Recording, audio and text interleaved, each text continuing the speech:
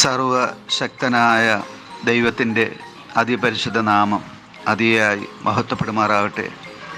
കർത്താവിൽ പ്രിയ ദൈവമക്കളെ, നിങ്ങൾക്കേവർക്കും ജീസസ് വോയിസ് മെസ്സേജ് എന്ന പ്രഭാത ദൈവവചന ധ്യാന ശുശ്രൂഷയിലേക്ക് സ്വാഗതം. അല്പസമയ ധ്യാനത്തിന് ഒരു തിരുവചനം വായിക്കുന്നു.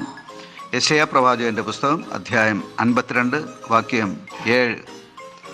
സമാധാനത്തെ ഘോഷിച്ച് നന്മയെ സുവിശേഷിക്കുകയും രക്ഷയെ പ്രസിദ്ധമാക്കുകയും സിയോനോട് നിന്റെ ദൈവം വാഴുന്നുവെന്ന് പറയുകയും ചെയ്യുന്ന സുവാർത്ത ദൂതൻ്റെ കാൽ പർവ്വതങ്ങളിന്മേൽ എത്ര മനോഹരം. കർത്താവിൽ പ്രിയരെ, നാം വായിച്ചു കേട്ട യെശയ്യാ പ്രവാചകൻ്റെ പുസ്തകം 52 അധ്യായം 7 വാക്യത്തിൽ പ്രധാനമായി കാണുന്ന ഒരു സന്ദേശം ദൈവം വാഴുന്നു എന്നുള്ളതാണ്. നിന്റെ ദൈവം വാഴുന്നു എന്ന് ഇവിടെ ഈ വാക്യത്തിൽ പറയുന്നു. ദൈവം രാജാക്കന്മാരുടെ രാജാവാണ്, പ്രഭുക്കന്മാരുടെ പ്രഭുവാണ്, കർത്താവാണ്, സർവശക്തനായ ദൈവം. മുഴുപ്രപഞ്ചത്തെ ഇല്ലായ്മയിൽ നിന്ന് അഥവാ ശൂന്യതയിൽ നിന്ന് വിളിച്ചു വരുത്തിയ ദൈവം. ദൈവത്തെ പോലെ മറ്റാരുമില്ല. ദൈവം അതുല്യൻ. ദൈവം ആകാശവും ഭൂമിയും മുഴുപ്രപഞ്ചവും വാഴുന്നവൻ. മുഴുപ്രപഞ്ചത്തെ വാഴുന്ന സർവശക്തനായ ദൈവം നമുക്ക് വേണ്ടി എന്തെല്ലാം അത്ഭുതങ്ങളെ പ്രവർത്തിക്കുന്നു. ഇത് പലപ്പോഴും നാം ശ്രദ്ധിക്കാറില്ല, ഗ്രഹിക്കാറില്ല, മനസ്സിലാക്കാറില്ല എന്നുള്ളതാണ്. യേശു തൻ്റെ പരസ്യ ശുശ്രൂഷയിൽ പ്രകാരം പറയുവാനിടയായി, ഞാൻ ജീവിക്കുന്നത് കൊണ്ട് നിങ്ങളും ജീവിക്കും.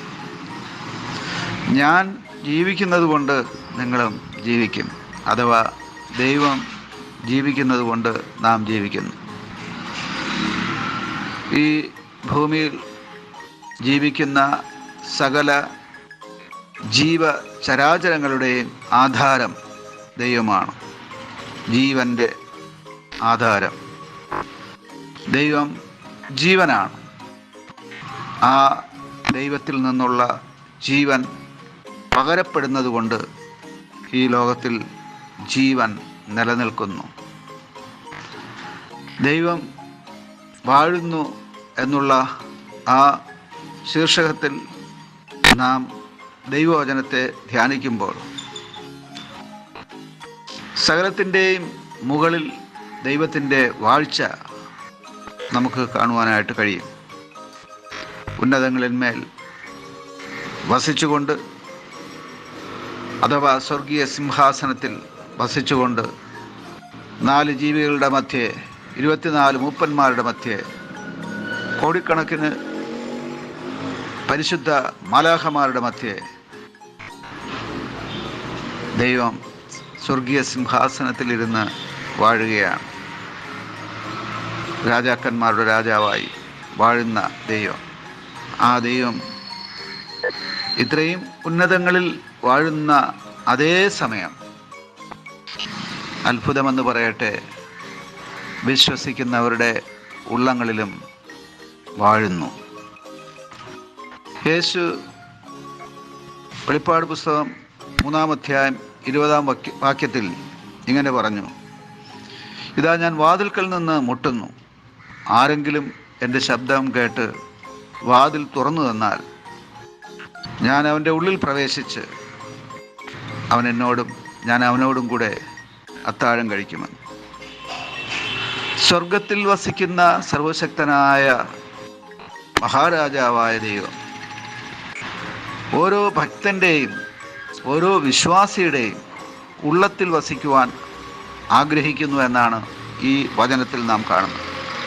അതിനായി ദൈവം ഓരോ മനുഷ്യൻ്റെയും ഹൃദയവാതിൽക്കൽ തട്ടുന്നു എന്നാണ് പറയുന്നത്.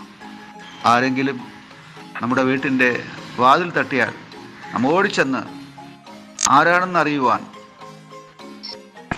കതക് തുറക്കാറുണ്ട്. ഇവിടെ ഇപ്പോൾ നാം വായിച്ചു കേട്ട വചനത്തിൽ സർവശക്തനായ സാക്ഷാൽ ദൈവം തന്നെ മനുഷ്യൻ്റെ ഹൃദയവാതിൽ തട്ടുകയാണ്. തുറക്കുവാൻ, ഹൃദയത്തിലേക്ക് പ്രവേശിക്കുവാൻ, ഉള്ളത്തിൽ വസിച്ചുകൊണ്ട് നമ്മെ നടത്തുവാൻ. അങ്ങനെയായാൽ നമ്മുടെ എല്ലാ പ്രശ്നങ്ങളും പരിഹരിക്കപ്പെടും. രക്ഷയും അതുപോലെ സമാധാനവും ആശ്വാസവും സൗഖ്യവും എല്ലാറ്റിനുപരിയായി നിത്യ സൗഭാഗ്യം എന്ന സ്വർഗഭാഗ്യവും. ആമേൻ, ആമേൻ.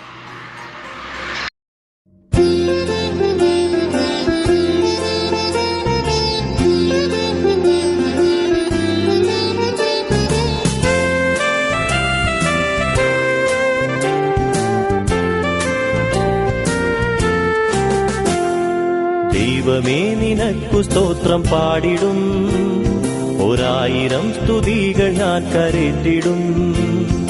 ദൈവമേ നിനക്കു സ്തോത്രം പാടിടും, 1000 സ്തുതികൾ ഞാൻ കരേറ്റിടും.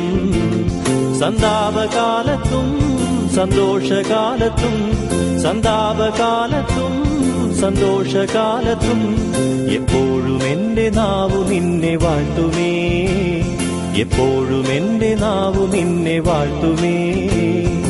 ദൈവമേ നിനക്കു സ്തോത്രം പാടിടും, 1000 സ്തുതികൾ ഞാൻ കരേറ്റിടും.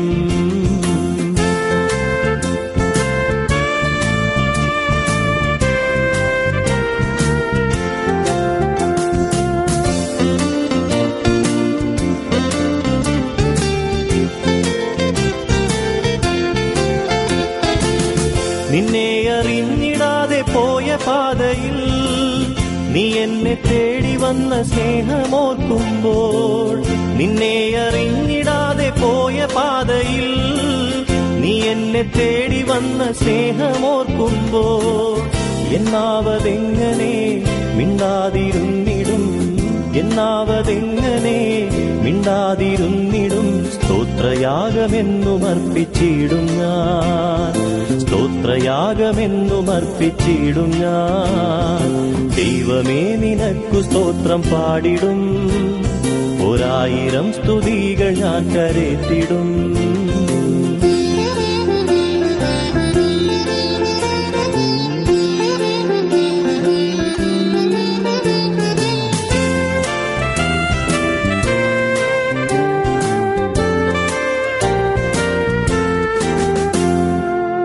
എന്നെ അനുദിനം വഴി നടത്തണം, വീഴാതെ അന്നു നിന്നടുക്കലെത്തിടാൻ.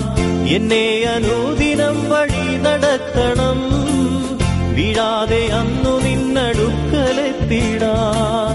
ആലംബമായിടും ആത്മാവെ തന്നതാൽ, ആലംബമായിടും ആത്മാവെ തന്നതാൽ സ്തോത്രയാഗമെന്നും അർപ്പിച്ചിടും ഞാൻ, സ്തോത്രയാഗമെന്നും അർപ്പിച്ചിടും ഞാൻ. ദൈവമേ നിനക്കു സ്തോത്രം പാടിടും, 1000 സ്തുതികൾ ഞാൻ കരേറ്റിടും.